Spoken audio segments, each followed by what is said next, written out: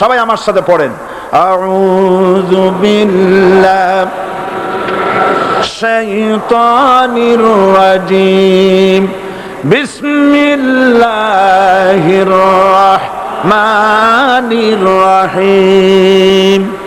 আল্লাহু লা ইলাহা ইল্লা হুয়াল হাইয়ুল কাইয়্যুম লা তাখুযুহু সিনাতুন ওয়ালা নাওম লাহু মা ফিস সামাওয়াতি ওয়া মা ফিল আরদ মান যাল্লাযী ইয়াশফা'ু ইনদাহু ইল্লা বিইذনিহি يعلم ما بين أيديهم وما خلفهم ولا يحيطون بشيء من علمه إلا بما شاء وسع كرسيه السماوات والأرض ولا يؤوده حفظهما وهو العلي العظيم صدق الله العظيم।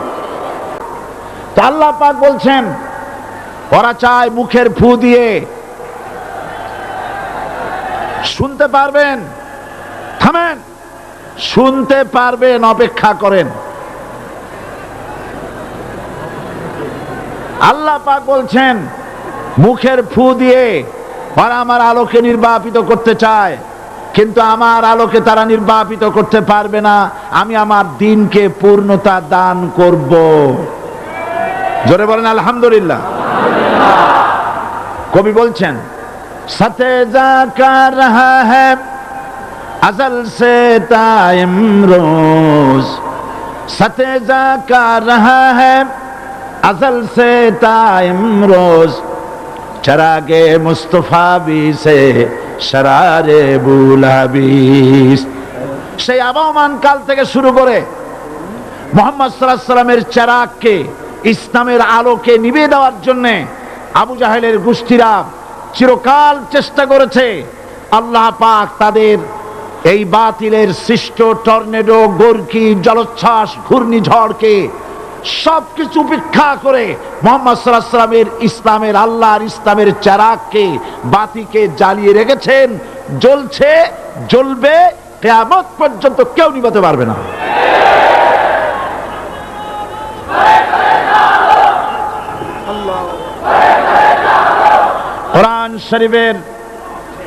কোরআন শরীফের তাফসীর শুরু করার আগে প্রতিদিনের মতো সাংবাদিকদের জন্য কিছু কথা বলতে হয়, কারণ সময় মতো তারা খবর পৌঁছতে না পারলে, আপনারা এখানে লক্ষ লক্ষ আছেন মানুষ, কিন্তু সারা জাতি জানতে পারবে না এখানে কি হচ্ছে।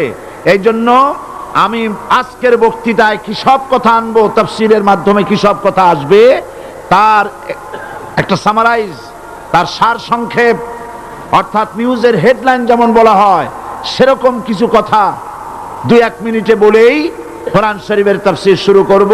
বেমাশিয়াতিল্লাহ, বিইজনিল্লাহ, বিফাদলিল্লাহ। সেই কথাগুলি হচ্ছে এই পৃথিবীতে নবী রাসূলগণের আগমন ঘটেছিল, উদ্দেশ্য ছিল এই আল্লাহর জমিনে আল্লাহর মানুষের উপরে আল্লাহর বিধান কায়েম করা। এটাই ছিল নবীদের আগমনের উদ্দেশ্য। আর শয়তানের আগমনের উদ্দেশ্য ছিল আল্লাহর বিধানের পরিবর্তে ধর্ম নিরপেক্ষ মতবাদ কায়েম করা।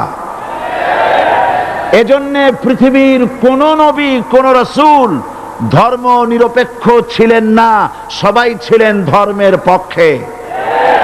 রাসূলুল্লাহর অসংখ্য সাহাবীদের মধ্যে একজন সাহাবীও ধর্মের ব্যাপারে নিরপেক্ষ ছিলেন না। গোটা বিশ্বের সমস্ত মুহাদ্দিস, মুফাসসির এবং বড় বড় ওলামা, পীর বুজুর্গ, এমন একজন লোক পাওয়া যাবে না যিনি ধর্মনিরপেক্ষ মতবাদের অনুসারী ছিলেন। তাই ধর্মনিরপেক্ষ মতবাদের অনুসারী হওয়ার অর্থই হচ্ছে পবিত্র কোরআন হাদিসের সরাসরি অমান্য করা এবং আল্লাহ ও তার রাসূলের সাথে বিদ্রোহ ঘোষণা করার শামিল। ধর্মনিরপেক্ষ মতবাদ শয়তানের আবিষ্কৃত মতবাদ বলেই দুনিয়ার অধিকাংশ ইহুদি, খ্রিস্টান, মুশরিকরা এই মতবাদের অনুসারী, ইসলাম সম্পর্কে অনভিজ্ঞ পৃথিবীর কিছু কিছু মুসলিম দেশের কিছু কিছু নামধারী মুসলমান ধর্মনিরপেক্ষ মতবাদের ষড়যন্ত্রে পা দিয়েছে। আল্লাহ তাদেরকে রক্ষা করুন। আমরা বলি আমিন, সবাই বলি আমিন। বিশ্বের সমস্ত বিধানগুলোতে সেকুলারিজম, ধর্মনিরপেক্ষ মতবাদের অর্থ করা হয়েছে ধর্মহীনতা এবং ধর্ম বিরোধিতা। এর বাস্তব দৃষ্টান্ত আমরা দেখতে পাই বর্তমান যে সরকার আছে, তাই সেই সরকারের আমলের ভিতরে আমরা এই জিনিসটা দেখতে পাই। সত্য কিনা বলেন? সত্য কিনা বলুন? এই দলটির নাম ছিল আওয়ামী মুসলিম লীগ। এই দলটির নাম ছিল কি? আওয়ামী মুসলিম লীগ। তখন তারা নারায়ে তাকবীর, আল্লাহু আকবার ধ্বনি দিত, স্লোগান দিত, কিন্তু ধর্মনিরপেক্ষ মতবাদ দলীয় আদর্শ হিসাবে গ্রহণ করার কারণে নারায়ে তাকবীর, আল্লাহু আকবার এই স্লোগান তারা বর্জন করেছে। 1972 সনে যখন তারা ক্ষমতায় এলেন, তখন সংবিধানের শিরোনামে মুসলিম প্রথা সিদ্ধ বিসমিল্লাহির রহমানির রহিম তারা পরিত্যাগ করেছিল। সমস্ত বিশ্ববিদ্যালয়ের মনোগ্রাম থেকে ইকরা বিসমি রব্বিকাল্লাযী খালাক রব্বি জিদনি ইলমা এটাকে তারা বাদ দিয়েছিল। সলিমুল্লাহ মুসলিম হল এই নাম থেকে মুসলিম শব্দ বাদ দিয়েছিল। নজরুল ইসলাম কলেজের নাম থেকে ইসলাম শব্দ বাদ দিয়ে শুধু নজরুল কলেজ করেছিল। এগুলি অসত্য না সত্য?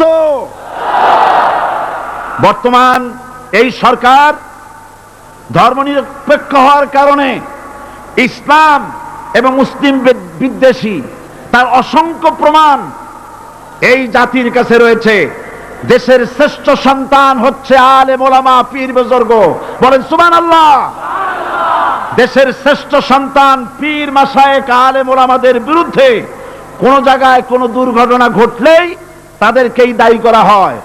হরকুতুল জিহাদ, লাদেন বাহিনী, তালেবান নাম করে আলেমদেরকে গ্রেফতার করে এই সরকার পুলিশ দিয়ে নির্যাতন করেছে সরকার। একথা সর্বজনবিদিত যে সন্ত্রাস এবং হত্যা ধর্ষণের 90% অনুষ্ঠিত হয় কলেজ বিশ্ববিদ্যালয় পড়ুয়াদের মধ্য থেকে। আর চরিত্র সৃষ্টির শ্রেষ্ঠ কারখানা মাদ্রাসাগুলি এই সরকার একটা একটা করে বন্ধ করার পরিকল্পনা গ্রহণ করেছে। মাদ্রাসা শিক্ষাকে সংকুচিত করে ফেলছে। শুধু তাই নয়, দেশে অসংখ্য ভালো মন্দ পত্রিকা আছে, আরো রয়েছে ফুটপাতের অসংখ্য অশ্লীল ম্যাগাজিন, পর্ণ পত্রিকা। দেশের অধিকাংশ জাতীয় দৈনিকগুলো হিন্দুস্তানের টাকায় পরিচালিত এবং এগুলি হচ্ছে ইসলামের চরম বিদ্বেষী। সরকার সেগুলিরই পৃষ্ঠপোষকতা করছে, আর্থিক সাহায্য দিচ্ছে, বিজ্ঞাপন দিচ্ছে। আর অন্যদিকে এদেশের মুসলিম জাতিসত্তার প্রতীক, স্বাধীনতা, সার্বভৌমত্ব, অখণ্ডত্বের অতন্ত্র প্রহরী, জননন্দিত 12 কোটি মুসলমানের কলিজার সাথে সম্পর্ক দৈনিক ইনকিলাব পত্রিকাকে বন্ধ করার ষড়যন্ত্র হিন্দুস্তানের গোলাম সরকার হাতে নিয়েছে।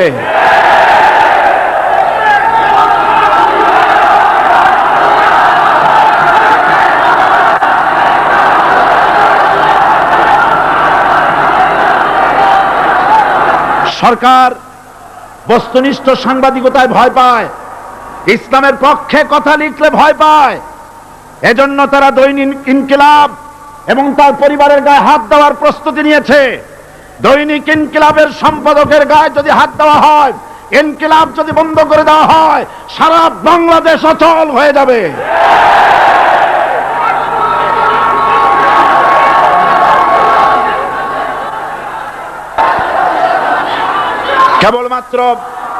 কেবলমাত্র ইসলামী রাষ্ট্র ব্যবস্থাই পারে হত্যা, ধর্ষণ, চুরি, ডাকাতি, জেনা, ব্যভিচার থেকে রক্ষা করে একটি সন্ত্রাসমুক্ত সমৃদ্ধ একটি বাংলাদেশ উপহার দিতে পারে কেবলমাত্র ইসলামী রাষ্ট্র ব্যবস্থা। সুতরাং অবস্থা দৃষ্টে মনে হয় এরা যদি আল্লাহ না করুন বলেন আল্লাহ না করেন, আল্লাহ না করেন, আল্লাহ না করেন। এরা যদি আরেকবার ক্ষমতায় যেতে পারে, ৭২-এর সংবিধানকে পুনরুজ্জীবিত করে ধর্মনিরপেক্ষ মতবাদ কায়েম করবে। সেজন্য আজ গোটা তাওহীদবাদী মুসলমানদেরকে জানতে হবে ধর্মনিরপেক্ষ মতবাদ একটি কুফরি মতবাদ। ওলামারা আমাকে সাক্ষী দেন, ধর্মনিরপেক্ষ মতবাদ কুফরি মতবাদ কিনা? এই কুফরি মতবাদকে বাংলাদেশের মাটিতে যাতে কার্যকরী করতে না পারে, তার জন্য গোটা তাওহীদি জনতা রুখে দাঁড়ান। আল্লাহ পাক সে তৌফিক গোটা জাতিকে দান করুন বলে আমিন। এবার আসুন কোরআনে কারীমের যে কথাগুলি আমরা আলোচনা করতে চাই, আপনাদের সামনে সূরা বাকারার 255 নম্বর আয়াত আমি তেলাওয়াত করে গত 2 দিন আলোচনা করেছি। আজকে আসেন সেই যেখান থেকে শেষ করেছিলাম সেখান থেকে আলোচনা শুরু করে যাক। সবাই আমার সাথে পড়েন, আউযু বিল্লাহি শাইতানির রাজিম, বিসমিল্লাহির রাহমানির রহিম। আল্লাহু লা ইলাহা ইল্লা হুয়াল হাইয়ুল কাইয়্যুম, লা তাখুযুহু সিনাতুন ওয়ালা নাওম, লাহু মা ফিস সামাওয়াতি ওয়া মা ফিল আরদ, মান যাল্লাযী ইয়াশফা'ু ইনদাহু ইল্লা বিইذনিহি, ইয়ালামু মা বাইনা আইদিহিম ওয়া মা খালফাহুম ওয়া লা ইউহিতুনা বিশাইইন মিন ইলমিহি ইল্লা বিমা শাআ, ওয়াসি'a কুরসিয়্যুহুস সামাওয়াতি ওয়াল আরদ ওয়া লা ইয়াউদুহু হিফযুহুমা ওয়া হুয়াল আলিয়্যুল আযীম। সাদাকাল্লাহুল আযীম। আমি এই সূরার এই আয়াতের আলোচনা করতে গিয়ে আপনাদের সামনে বলেছিলাম কোরআন শরীফের সর্বশ্রেষ্ঠ আয়াত হচ্ছে হাদিস অনুযায়ী কোন আয়াত? আয়াতুল কুরসি। আল্লাহ পাকের সার্বভৌমত্বের পরিচয় এই আয়াতে কারিমার মধ্যে আল্লাহ পাক দিয়েছেন। গত 2 দিন আমরা আল্লাহ পাকের সার্বভৌমত্ব এবং তার পরিচয় সম্পর্কে আলোচনা করেছি। আজকে সামনের দিকে আমরা এগোতে থাকবো যতদূর আলোচনা করা যায়। আল্লাহ পাক বলছেন, আল্লাহু লা ইলাহা ইল্লা হুয়াল হাইয়ুল কাইয়্যুম। আল্লাহ হচ্ছেন তিনি যিনি ছাড়া কোনো ইলাহ নাই। লা ইলাহা ইল্লাহু, তিনি ছাড়া কোনো ইলাহ নাই, সার্বভৌমত্বের মালিক কেউ নাই। এই যে লা ইলাহা, কোনো ইলাহ নাই, আমরা কালেমার মধ্যে এই কথাটা বলি। আমাদের কালেমায়ে তাইয়্যিবা আমরা কি উচ্চারণ করি? লা ইলাহা ইল্লাল্লাহু মুহাম্মাদুর রাসূলুল্লাহ। জোরে পড়েন, লা ইলাহা ইল্লাল্লাহ, লা ইলাহা ইল্লাল্লাহু মুহাম্মাদুর রাসূলুল্লাহ। লা ইলাহা, কোনো ইলাহ নাই। এই দাওয়াত দিয়েছেন দুনিয়ার সমস্ত পয়গম্বর। এটা কি শুধু রাসূলুল্লাহর দাওয়াত ছিল? সমস্ত নবীদের স্লোগান ছিল একটা। সমস্ত নবীদের স্লোগান ছিল কয়টা? সবাই বলুন, কি সেই স্লোগান? লা ইলাহা ইল্লাল্লাহ। কোরআন শরীফের ভিতরে ইলাহ শব্দ 147 বার এসেছে। লা ইলাহার অর্থ যদি এই হয় কোনো উপাস্য নাই আল্লাহ ছাড়া, কোনো মাবুদ নাই আল্লাহ ছাড়া, মুহাম্মদ সাল্লাল্লাহু আলাইহি ওয়াসাল্লাম আল্লাহর প্রেরিত রাসূল, তাহলে তো এত ঝঞ্ঝাট হওয়ার কথা ছিল না। আপনারা বলেন, নবীরা যখনই এই দাওয়াত দিয়েছেন লা ইলাহা ইল্লাল্লাহ, তখন সংঘর্ষ হয়েছে কিনা? হয়েছে কিনা? বাধা আসছে কিনা? তাহলে এই কথাটা কি যার কারণে এরকমের বাধা আসে? লা ইলাহা ইল্লাল্লাহ। এর চাইতে বিপ্লবাত্মক, এর চাইতে রিভলিউশন সৃষ্টিকারী কথা আল্লাহর আকাশের নিচে জমিনের উপরে আর একটাও হতে পারে না। লা ইলাহা ইল্লাল্লাহ। ইলাহ শব্দের অর্থ শুধু উপাস্য আর মাবুদ নয়, ইলাহ শব্দের অর্থ হচ্ছে আইনদাতা, ইলাহ শব্দের অর্থ হচ্ছে শাসনকর্তা, ইলাহ শব্দের অর্থ হচ্ছে বিধানদাতা। তো লা ইলাহা যখন একটি লোক ঘোষণা করে, তার অর্থ দাঁড়ায় কোনো আইনদাতা নাই, বিধানদাতা নাই, শাসনকর্তা নাই, কারো আইন মানি না, বিধান মানি না, শাসন মানি না, আল্লাহ ছাড়া। কে ছাড়া? আল্লাহ ছাড়া। এই কালেমার দাওয়াত যখন পয়গম্বররা দিয়েছেন, তখন 3 শ্রেণীর লোকেরা বাধা দিয়েছে। বলেন কয় শ্রেণী? সবাই বলেন। 3 শ্রেণীর লোকেরা বাধা দিয়েছে। লক্ষ্য করুন। 1 নম্বরে বাধা দিয়েছে রাষ্ট্র শক্তি। 1 নম্বরে বাধা দিল কারা? 2 নম্বরে বাধা দিয়েছে ধনাঢ্য ব্যক্তিবর্গ। 3 নম্বরে বাধা দিয়েছে যারা কায়েমি স্বার্থবাদী ধর্মীয় শক্তি। এই 3টি শ্রেণী সমস্ত নবীদেরকে বাধা দিয়েছে। সেই বাধা অতীতে যারা দিত এখন আর দেয় না, নাকি? এখনো দেয়।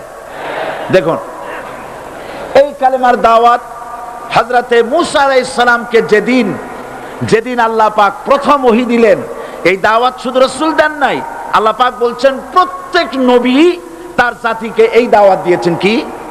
আল্লাহ রাব্বুল আলামিন বলেন সকল নবী তার কওমকেই বলে দাওয়াত দিয়েছেন, ইয়া কওমি ইবুদুল্লাহা মা লাকুম মিন ইলাহিন গায়রু। হে সম্প্রদায়, আল্লাহ ছাড়া কোনো ইলাহ নাই, তার ইবাদত করো, তারই দাসত্ব করো, তার গোলামি করো। আল্লাহ পাক মূসা আলাইহিস সালামকে যখন নবুয়াত দিলেন, প্রথম যে ওহী এলো, প্রথম ওহীটাই ছিল ইন্নানি আনাল্লাহ লা ইলাহা ইল্লা আনা ফা'বুদনি ওয়া আকিমিস সালাতা লিযিকরি। নিশ্চয়ই আমি আল্লাহ, আমি ছাড়া কোনো ইলাহ নাই, আইনদাতা নাই, বিধানদাতা নাই, সুতরাং আমার দাসত্ব করো এবং আমার শরণার্থে নামাজকে প্রতিষ্ঠা করো। মূসা আলাইহিস সালামকে আল্লাহ পাক ওহী দিয়ে তাকে পাঠালেন। কোথায় পাঠালেন? আল্লাহ পাক বলেন, ইযহাব ইলা ফিরআউনা ইন্নাহু তাগাব। গোটা কওম নাফরমান, আল্লাহর আইন কেউ মানছে না। গোটা কওমের কাছে না পাঠাইয়া আল্লাহ পাক সর্বপ্রথম মূসা আলাইহিস সালামকে দাওয়াত নিয়ে কার কাছে পাঠালেন? ফেরাউনের কাছে। কারণ ফেরাউন হচ্ছে রাষ্ট্রশাসক। ফেরাউন কি? রাষ্ট্রশাসক। টিলা নিচের পানি পাহাড়ের উপরে যায় না, উপরের পানি না নিচের থেকে উপরে যায়, উপরে পানি নিচে আসে। সুতরাং দেশ যারা চালায়, এই লোকগুলি যদি ভালো হয়, গোটা দেশ ভালো হয়। আর সমস্ত মানুষটা যদি, রাষ্ট্র যিনি পরিচালনা করেন, এই লোকগুলি যদি খারাপ হয়, গোটা দেশ খারাপ হতে বাধ্য। এই জন্য আল্লাহ পাক বলছেন, সর্বপ্রথম তুমি ফেরাউনের কাছে যাও এবং এই কালেমার দাওয়াত দাও। হযরতে মূসা আলাইহিস সালাম ফেরাউনের কাছে গেলেন আর দাওয়াত দিলেন, ফেরাউন পড়ে নাও লা ইলাহা ইল্লাল্লাহ। একটি কথা আপনাদের মনে রাখতে হবে, দুনিয়ার কোন ফেরাউন, কোন নমরুদ, কোন সাদ্দাত, কোন হামান কেউ বলে নাই যে আমি আল্লাহ, আমি রাজ্জাক, আমি খালেক, আমি পৃথিবীর সৃষ্টি করেছি। কথা কেউ বলেছে? কেউ বলে নাই। কি বলেছে তারা? ফেরাউন বলেছে, মা আলিমতু লাকুম মিন ইলাহিন গায়রি, আমি তো জানি না আমি ছাড়া আরো কোনো ইলাহ আছে, এ কথা আমার জানা নাই, সুতরাং আমি হচ্ছি ইলাহ, আর তুমি বলছো লা ইলাহা। তার মানে হচ্ছে ওই সময় পয়গম্বরেরা, আল্লাহর নবীর সাহাবীরা, তারা জানতেন যে আমরা কিসের দাওয়াত দেই, আর যারা শুনতো তারাও বুঝতো কিসের দাওয়াত শুনতেছি। আজ আমার দেশে একই কালেমার দাওয়াত দেওয়া হয়, কিন্তু মানুষেরা বুঝতে পারে না কি শুনতেছি। ভাষা জানার ব্যাপারে, বোঝার ব্যাপারে হলো আসল বিষয়। এটা বুঝাতে গিয়ে আমি মাঝে মধ্যে একটা দৃষ্টান্ত দেই এভাবে। একজনের একটা রেশনের দোকান ছিল, সেই দোকানে তার একটা ময়না পাখি ছিল, আর ময়না পাখিকে কথা শেখানো যায় সেটা তো আপনারা জানেন। জি, ময়নাকে শিখায়েছে যে লাইন করুন, এক এক করে আসুন। ময়না এই কথা শিখেছে। সকালবেলায় যখন জাসনের দোকানে ভিড় পড়ে গেছে, তখন ওই পাখি খাঁচার মধ্যে বসে বলছে লাইন করুন, এক এক করে আসুন। একদিন খাঁচার দরজা খোলা পেয়ে পাখি উড়ে গিয়ে গাছের ডালে বসেছে। আশেপাশে যত পাখি ছিল তারা চিন্তা করলো এই রকমের পাখি তো কখনো দেখি নাই। ময়না তো দেখতে কাকের মতো না, শালিকের মতো না, দেখতে একটা ভিন্ন রকম। ওরা এসে চতুর্দিক থেকে এই নবান্ত এই যে নতুন এসেছে ওরে ঠোকরানো শুরু করেছে চতুর্দিক থেকে। ঠোকরানি খেয়ে ময়না বলতেছে লাইন করুন, এক এক করে আসুন। এখন ময়না তো বোঝে না যে কি বলতেছি, আর যে পাখিরা ঠোকরাচ্ছে তারাও তো বোঝে না যে কি শুনতেছি। ময়না যদি বুঝতো যে আমি কি বলি, সবাই মিলে ঠোকরায়, তাই জান বাঁচে না। লাইন করে ঠোকরাইনি তো কলজে যাবে, সব ঠোঁটে ঠোঁটে চলে আসে, বুঝে নাই। আমাদের অবস্থা তাই হয়েছে। এই যে আপনারা এখানে দাঁড়াইছেন কেন? যারা যেখানে দাঁড়ায় বসা মানুষেরা অনুরোধ করে বসায় দেন। এত বড় বিশাল মাহফিলে আপনি দাঁড়ায়া কোন মানুষকে কষ্ট দিবেন না, জায়েজ নাই। মুসলমানদেরকে কষ্ট দেওয়া কবিরা গুনাহ।